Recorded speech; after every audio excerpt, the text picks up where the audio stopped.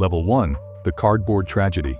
You walked into a gas station at 2 a.m. because every other food option closed 3 hours ago, and you saw it sitting under a heat lamp like it's been waiting for you specifically since the Clinton administration. Frozen pizza or gas station slice. Either way, you're about to eat something that shares more DNA with packing material than actual food. The crust tastes like a shipping box someone forgot to recycle. The cheese doesn't melt, it sweats, forming a greasy film that pools in the pepperoni craters like tiny lakes of regret. Bottom shelf frozen pizza costs $2.99 because it contains maybe 50 cents worth of ingredients, and the rest is preservatives, food science, and corporate margins. The cheese is mostly oil. The sauce tastes like ketchup mixed with Italian seasoning someone found in a cabinet from 2003. The pepperoni curls into little grease bowls, collecting enough oil to lubricate a bicycle chain. Gas station heat lamp pizza is somehow worse because it's been rotating under that light for an amount of time, best left unmeasured, slowly dehydrating into a disk of despair. The crust has the structural integrity of ceramic tile. You can drop it and it won't break, it'll bounce. This is emergency fuel. You eat it standing over a sink at 2 a.m., having abandoned taste, nutrition, and self-respect. Level 1 pizza exists for one reason: to make you appreciate literally any other pizza that comes after it. Level 2. School Cafeteria Square Slice. The lunch lady uses an ice cream scoop to portion sauce onto industrial sheet pan pizza meant to feed 300 kids who don't know any different yet. The dough is spongy like cake, sweet like dessert, and greasy enough that the paper plate underneath turns transparent within minutes. The sauce is aggressively sweet with more sugar than tomatoes because kids won't eat vegetables unless you trick them. The cheese is something. Yellow-orange, melts eventually, and has the texture of rubber cement. This is pizza engineering at its most efficient. One giant rectangle feeds an entire grade for pennies per slice. The corners are the best pieces, where the crust gets crispy and the cheese coverage is right.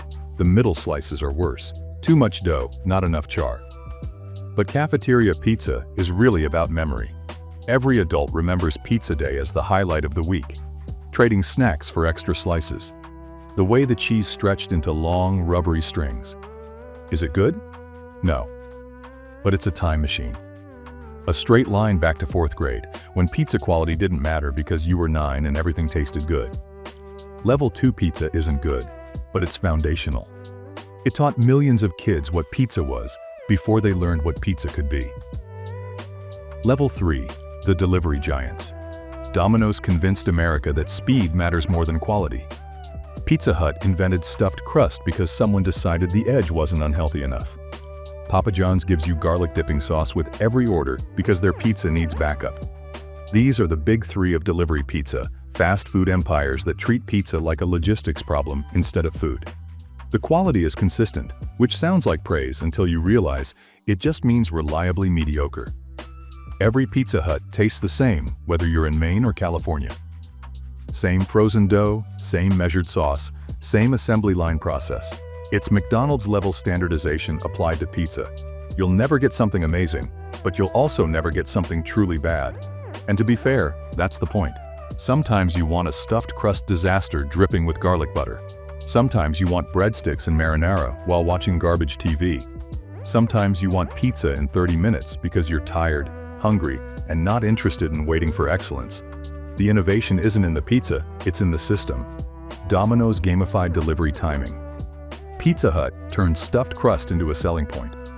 Papa John's built a brand around garlic sauce. They revolutionized pizza logistics without doing anything revolutionary to pizza itself. Level 3 is pizza as a convenience product. Fast, cheap, predictable, and just good enough that you'll order it again next week. From the next level, pizza upgrades from food to a personality test. Make sure you subscribe to the channel because it only gets deeper from here. Level 4. The New York Slice.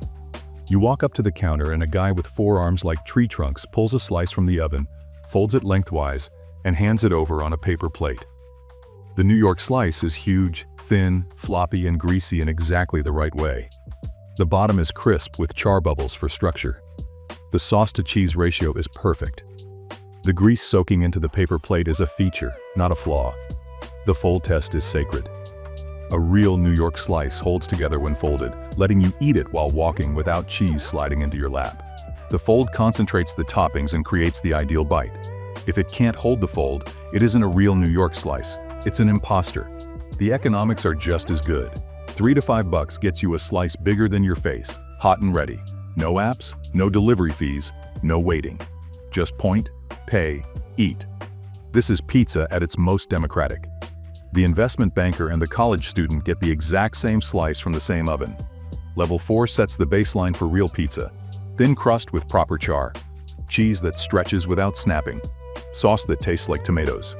No gimmicks, no stuffed crusts, no garlic butter shortcuts. Just pizza refined through decades of competition. This is the standard everything else gets judged against. Level 5. The Neapolitan Traditionalist. The Associazione Verace Pizza Napolitana has rules, and breaking them is basically a crime against Italian culture.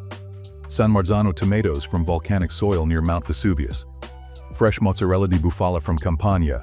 00 flour. Sea salt. Cooked in a wood-fired oven at around 900 degrees Fahrenheit for 90 seconds. The dough is hand-kneaded and stretched, never rolled, because rolling pins kill the air bubbles that create texture. VPN certification means total obedience. The pizza has a specific diameter. The crust edge must be puffy and raised. The center must be thin enough to stay slightly wet from sauce and cheese. Pineapple is not just wrong, it's a personal insult. This isn't pizza as food. It's pizza as religion, with rules passed down for generations. The result is simple and nearly perfect. A margherita is just tomato sauce, mozzarella, basil, and olive oil. That's it. No toppings, no gimmicks, no sauces on the side. The ingredients are so good they don't need help. The crust is lightly charred, soft and airy at the edges, tender in the center. The sauce is bright and acidic. The mozzarella melts into creamy pools. Neapolitan pizza sits at level 5 because it represents pizza in its purest, most respected form. Every rule exists for a reason, shaped by centuries of refinement.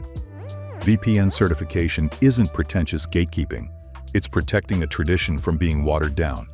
This is pizza before shortcuts, trends, and nonsense got involved. Level 6, the Artisan craft movement.